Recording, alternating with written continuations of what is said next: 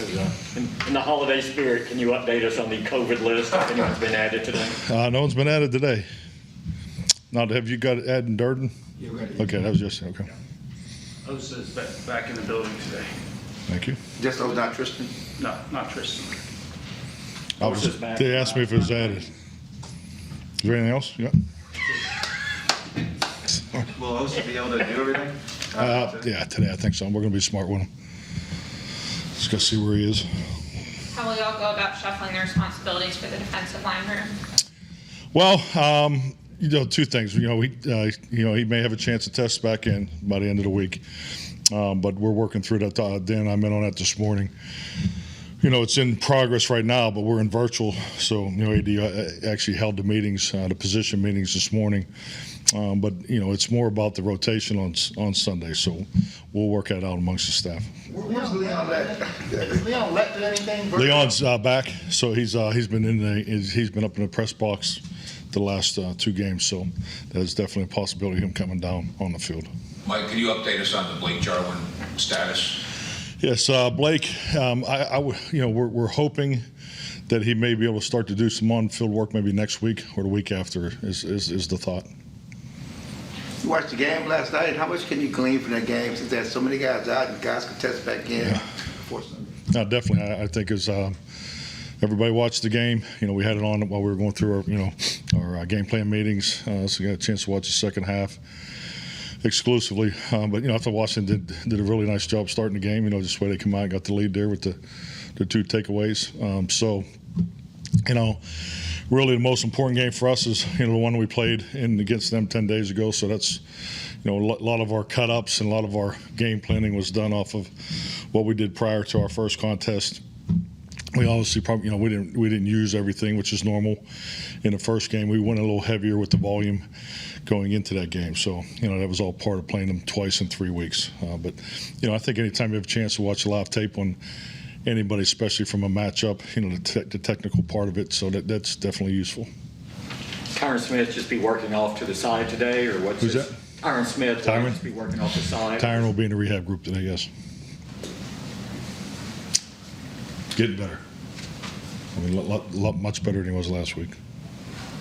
At first blush, what did you think of Garrett Gilbert and his performance? I thought he did a nice job. I mean, it was good to see him get an opportunity. It's Lake Travis proud, so I was happy for him on a personal note. But you got to give him a ton of credit to do what he did in 3 days. So, but I thought he had a really good start. You've always been good at December football, even in your previous place of employment. Did that start when you first got in the league at Kansas City, just learning about how important that is? I think, fortunate to be, part of Marty Schottenheimer's staff, and his, it was an established program, when I, before I even arrived there. So, it was a, perennial playoff team, and, a lot of those thoughts and regiments, did come from him. A lot of things that we do structurally and the process component of preparing for a game I still use from my time with Marty. But, the 90s was a different era. It was an older team. So I think, you come out of training camp, but I think you always felt the importance. You didn't play as many division games that late, but the importance of really when the fundamental part of your football team really has to be heightened, and, execution's everything. We talk about that a lot more than ever, just because, you should be in a very good routine and a process through your program, your game planning, the things you get ready weekly. So, the ability to beat the guy across from you consistently in this time of year has to be heightened, because you're not going to get to where you want to go if it doesn't flow through your whole football team. But yeah, it's definitely established, in that time. Can you talk a little bit more about how you talked before about shaving some time off in December, just in general? How much do you shave off and where, and how do you still keep a structure but respond to where the team physically, as far as keeping routine yet still addressing where they are? If you took our schedule from week 1 to this week, it'd be 90 minutes shorter. And it's a combination of on the field meetings, and I just think, like anything, your efficiencies is higher. You have to. Frankly, you just got to practice what you preach. Physical, mental, and emotional stress is additive. So, being in tune with that, and the stress that the players go through later in the year is higher. You got to recognize the holiday season and handling success. We're having success as a football team. We have individuals that are having success probably higher than they may have had in the past. So you have to handle those things, and it just, it's not just a PowerPoint presentation. So I think the ability to make it flow as part of your work day, I think it's real important. You just start getting ready for December and December. How much did your preparation in training camp in September and October, while you're trying to win a game, preparing and taking care of your team to get them ready to play their best in December? I think it's just through experience. I was a young head coach once that overtrained a football team. I can clearly remember, in 2006. I think it was we were playing a preseason game in Cincinnati, and we had some stretch there where I think we went 7 straight days. We were on a 2-1-2-1 process back then in training camp, and guys couldn't even get through the second quarter. And that was our third preseason game, so it was our big game. And so I know what overtraining looks like. I've overdone it, so I think you just learn through experience.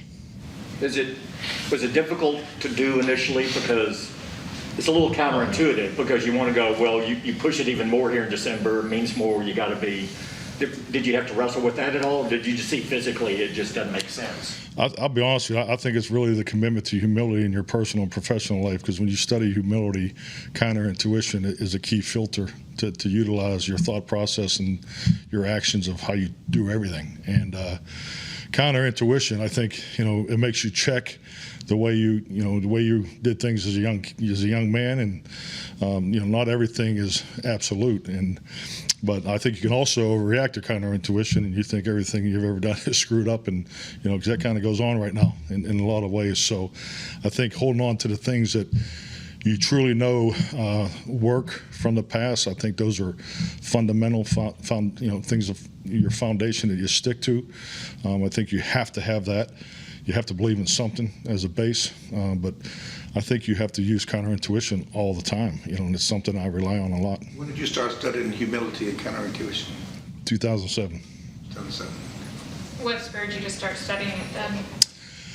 I read a book by a gentleman by the name of John Dixon, Humilitus, and John was a frequent speaker for us in Green Bay at Chapel. He's from Australia, and he would come to he'd come through, Green Bay once a year and would speak, to the team, or it was Chapel, and just grabbed a hold of me. So it definitely adjusts the way I looked at things.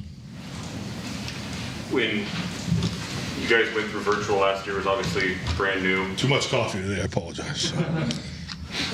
How in the off season did you work with your coaches or structure work for them so that they could get better in the virtual component of instruction?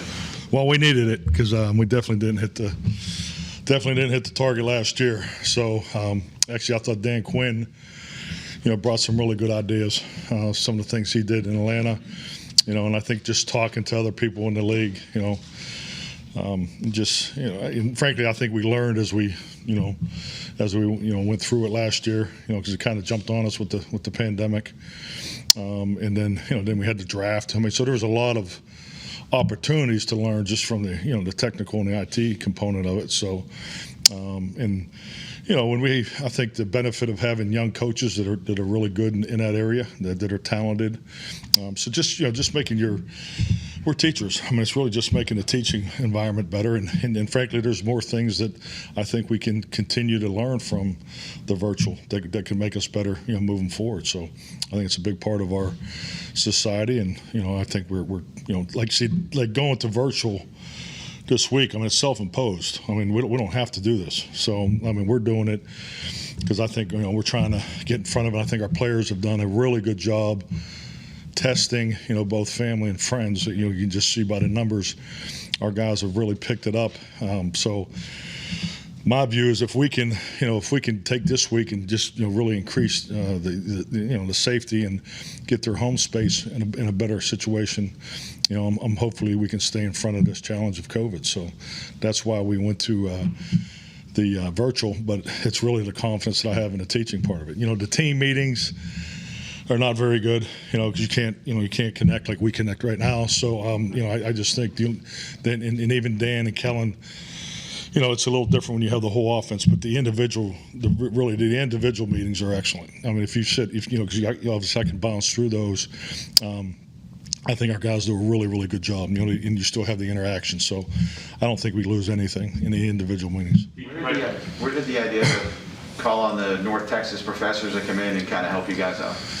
Just through conversation. I think it was, once again, I think, you got great resources here, locally. So, I mean, you can't be blind or ignorant to that. So, I just think that it was a focus. I mean, it was clearly one of the, top things on our to-do list in the off season. We needed to be better. When did you guys do that? Oh, shoot, it was right away. I think it was like February. Yeah, February, March. Can you provide a comparison of what a subpar virtual meeting from a presentation and engagement looks like? So now we're going to analyze our virtual meetings? Well, no, I'm talking about, I'm just trying to get a sense of then and now in terms of how engagement has changed in presentation. Yeah. Well, I'll say this: the WebEx is better. They've improved. They've improved with the needs of, what we need as far as the interfacing the DV Sport was night and day compared to how we do it now to then. So I mean, the whole process is better. So I think the ability to utilize the same cut-ups and it's about interaction, and still be able to have the PowerPoint and the video work in conjunction.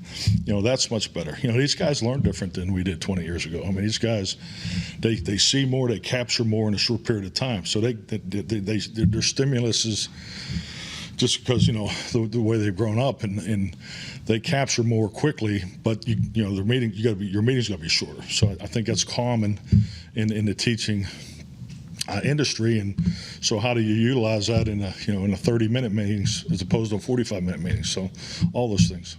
Mike, do you have to kind of keep a watchful eye this week, because obviously you plan on the 26th, these guys have families, wives, girlfriends, guys got to shop the day before Christmas.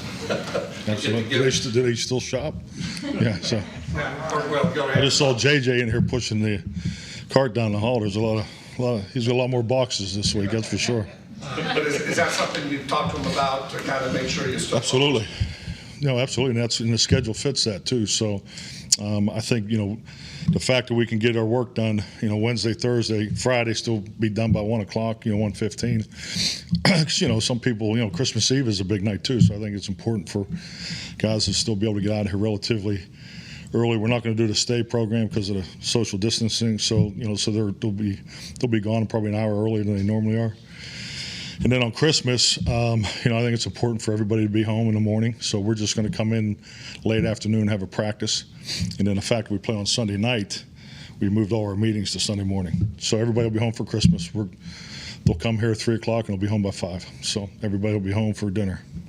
So I think that's a good. I think it's a great Christmas Day schedule. A lot different than the 90s, don't you think? When we talked with Dan about that third down play where Micah drops back on Kenny Galladay, he was saying that one thing he likes about Micah is how if he makes a mistake, he never makes that same mistake again. How did y'all go about assessing his football IQ in the pre-draft process, and were there any conversations that stand out?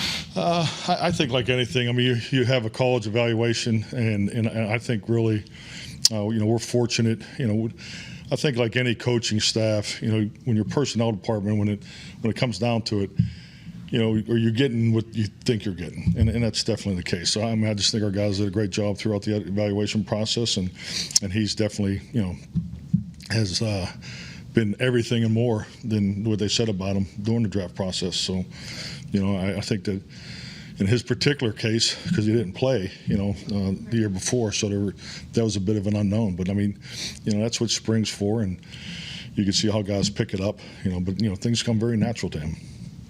You talked earlier about getting ahead of this, and the protocol here is even beyond what the league's doing right now. I don't know if you know the exact numbers, but you've emphasized boosters. Or you said Jim talked to the team last week. Do you know that players and coaches have been able to get a number of players been able to do that in the last week to 10 days? Yes, I mean it's been available. We had a video from the league, 4-minute video we showed in the team meeting today. So yeah, we'll always continue to educate our players and coaches on what's available.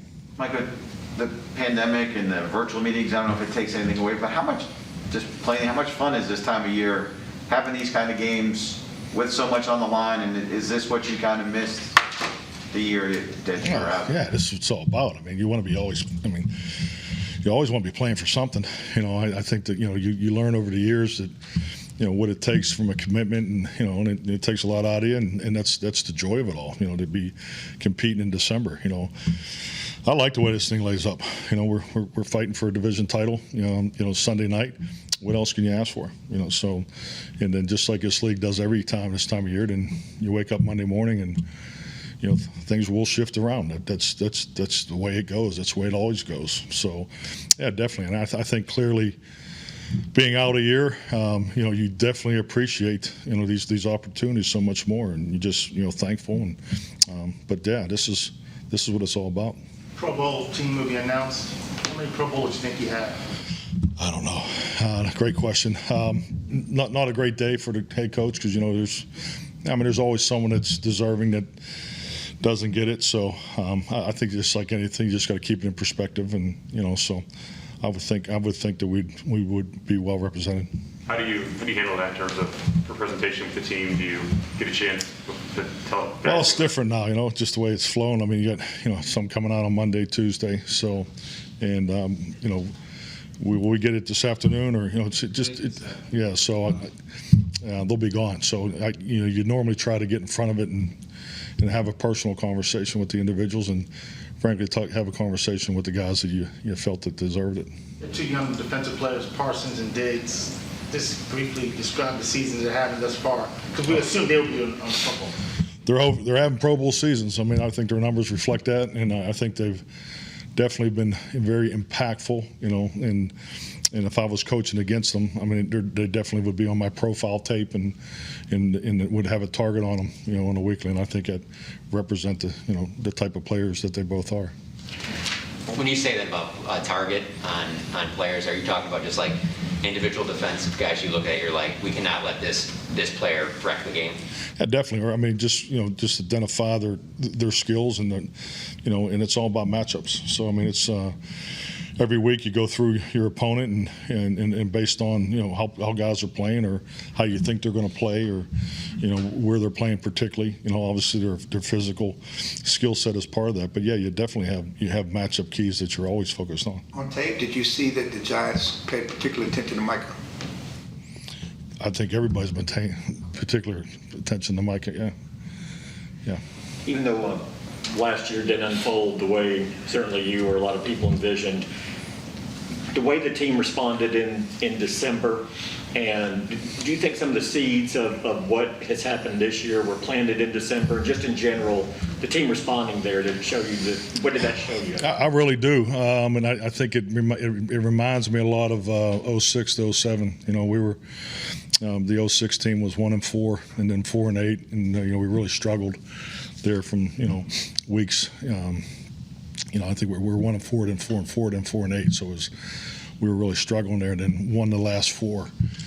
And that's something that, you know, throughout, you know, but we had normal off-season program and all that then too. So I mean, it was something that we really emphasized, and you could see something there at the end of the year. And I felt the same way last year, because I mean, God, it just never felt. I mean, it just never felt. I hate to put the word normal, because it wasn't normal for anybody. I mean, everybody had to go through last year. So, you know, we're never quite there. You know, I mean, that, you know, just because I when I put together a staff, I went with a number of new members on the staff. I didn't go with, you know, all the guys I'd worked with in the past, and there was always like, hey, what do you think? You know, you think we're getting ready? We're ready. And I'm like, yeah, we're ready. You know, but I didn't believe it. It wasn't what I was accustomed to, and so.